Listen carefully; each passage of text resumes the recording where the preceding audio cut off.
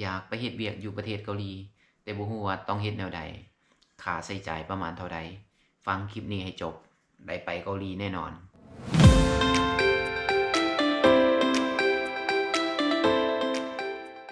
กราบสวัสดีเพื่อนๆวันนี้สิมาอธิบายเกี่ยวกับขั้นตอนการมาเฮ็ดเวียกอยู่ประเทศเกาหลีใต้ว่า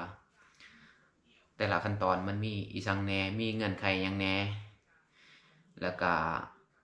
ค่าใช้จ่ายประมาณเท่าใดเดี๋ยวคลิปนี้จะมาอธิบายรายละเอียดเริ่มแรกแม่นสิอธิบายถึงเงื่อนไขของเขาว่าเฮาต้องผ่านเงื่อนไขจั่งแหน่2แม่นจะอธิบายเกี่ยวกับขั้นตอนต่างๆว่าต้อง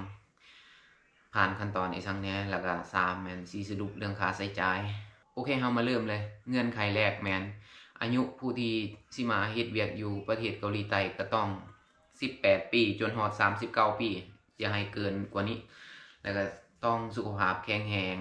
บ่มีโรคติดต่อทางร่างกายยกตัวอย่างโรคพวกโรคเอดส์โรคตับอักเสบแล้วก็โรคที่ติดต่อทางร่างกายนะแล้วก็บ่มีประวัติอาชญากรรมบ่มีประวัติส่งกลับจากเกาหลีแล้วก็บ่มี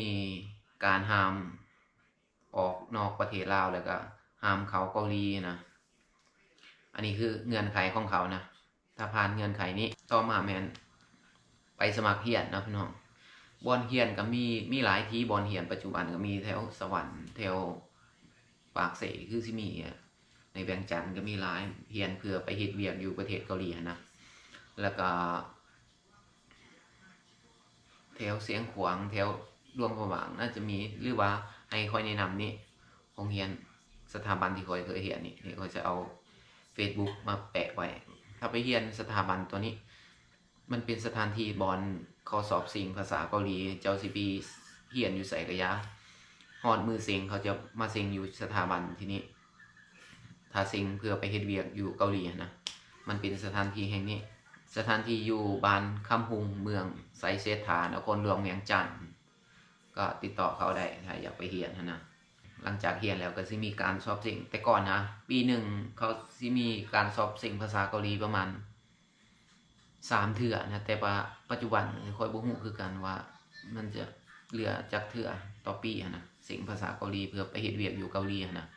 ทุกคนต้องเซ็งให้ผ่านเกรดที่เขากำหนดคือ115คะแนนขึ้นไปแล้วก็คะแนนเต็มแม่น200คะแนนผู้ที่สอบภาษาเกาหลีผ่านจะมีการสอบทักษะสกิลความสามารถอย่างเช่นทดสอบความแข็งแรงแล้วก็ความสามารถเฉพาะด้านยกตัวอย่างเช่นยกของแล้วก็พวกหั่นน็อตทดสอบสายตาแล้วก็มีทั้งแน่มีหลายอย่างอยู่แล้วหลังจากผ่านสอบภาษาและทักษะนี้ทุกคนจะต้องไปกวดสุขภาพไปกวดโรคต่างๆแล้วก็หลังจากนั้นไปเฮ็ดพาสปอร์ตเขาสิเอาข้อมูลตัวนี้ทางศูนย์สิเอาข้อมูลตัวนี้เพื่อไปลงในระบบ HDR ของเกาหลีนะระบบศูนย์พัฒนาทรัพยากรมนุษย์ของเกาหลีผู้ที่ดูแลเบิ่งแยงเกี่ยวกับกระทรวงแรงงานระหว่างในประเทศและต่างประเทศนะทางข้อมูลตัวนี้เขาสิส่งให้นายจ้างคนเกาหลีที่กำลังหางานหลังจากนั้นก็มีแต่รอท่านะเพื่อนสิถูกเลือกหรือบ่ถูกเลือกแล้วแต่ดวงของแต่ละคนเนี่ยบางคนก็ถูกเลือกบางคนก็บ่ถูกเลือกก็วัดใจกันไปนะพี่น้องเพราะว่ามันมีหลายคนที่สอบสิ่งมันมีหลายประเทศแต่บ้านเฮาปัจจุบันก็มีหลายคนที่เรียนภาษาเกาหลีสิ่งภาษาเกาหลีเมื่อถูกเลือกจะต้องเซ็นสัญญาจ้างงานนะหลังจากนั้นเมื่อเซ็นสัญญาจ้างงานแล้วก็สิทางศูนย์สิเอิ้นไปเรียนวัฒนธรรมเกาหลีเนื้อหาก็เรียนเกี่ยวกับกฎหมายแรงงานในเกาหลีแล้วก็การใช้ชีวิตในเกาหลีว่าเฮาต้องเฮ็ดแบบใดในเกาหลีเพื่อให้อยู่รอดนะหลังจากนั้นก็มีแต่เตรียมตัวไปบินไปเกาหลีเนาะโอเคแล้วนี่คือขั้นตอนต่างๆโอเคบัดนี้เฮาสิสรุปเรื่องค่าใช้จ่ายว่าแต่ละขั้นตอนมีค่าใช้จ่ายซังแน่เริ่มแรกแม่นค่าเรียนเนาะเรียนภาษาเกาหลีก็ประมาณถ้าสถาบันที่ข้อยเรียนอยู่บ้านคำหุงประมาณล้าน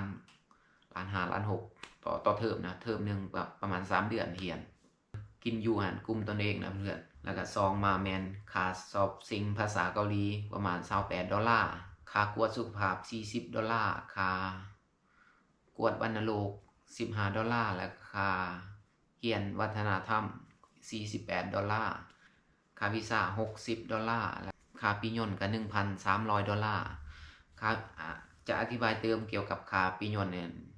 $1,300นี่$1,300นี่คือมันไปกลับนะพี่น้องถ้าไปเกาหลีอย่างเดียวก็ประมาณ$650แหละแต่ถ้าสมมุติไปบ่ผ่านนะสมมุติว่าเขาส่งกลับเขาสิเอาเงินโตอีก$650สิซื้อค่าตัวปียนต์กับลาวนะแต่ว่าถ้าสมมุติเราไปผ่านเลยบ่ได้ถูกส่งกลับในช่วงเวลานั้นก็เงินตัวนั้นเงิน$650เฮาสิได้คืนและก็ค่าประกันเดินทางหั่น$96และค่ากวด CPR $10ค่าเสื้อผ้าชุดไปเกาหลีหั่น$10รวมทั้งเบิดก็ประมาณ$1,786อันนี้ยังบ่ได้รวมค่าเรียนนะที่ว่าล้านปลายนั่นนะอันนี้คือเฉพาะค่าใช้จ่ายฝั่งลาวนะเพื่อนๆแล้วก็จะมีค่าใช้จ่ายฝั่งประเทศเกาหลีฝั่งประเทศเกาหลีฮะอยากจะแนะนำให้ประมาณมีเงินติดโตประมาณ 1,000 นะถ้าสูงกว่านั้นยิ่งดีแต่ถ้าต่ำกว่านั้นก็ขอให้เจอนายจ้างดีๆนะเพราะว่าบางคนที่ไปเกาหลีประมาณ 2-3 มื้อแล้วก็ถูกไล่ออกแหละประมาณแบบนั้นพยายามเจอแบบนั้นนะมันอันตรายแน่นอนแต่ถ้ามีเงินประมาณหลักพันนี่ครับถ้าถูกไล่ออกก็บ่เป็นหยังโอเคบ๊ายบายคลิปนี้ก็ขอจบแค่เพียงเท่านี้แล้วเพื่อนๆถ้าสนใจอย่าลืมฝากกดไลค์กดแชร์หรือว่ามีข้อมูลที่อยากถามเพิ่มเติมก็ฝากคอมเมนต์ข้างหลังเดี๋ยวสิตอบให้โอเคบ๊ายบายอันยอง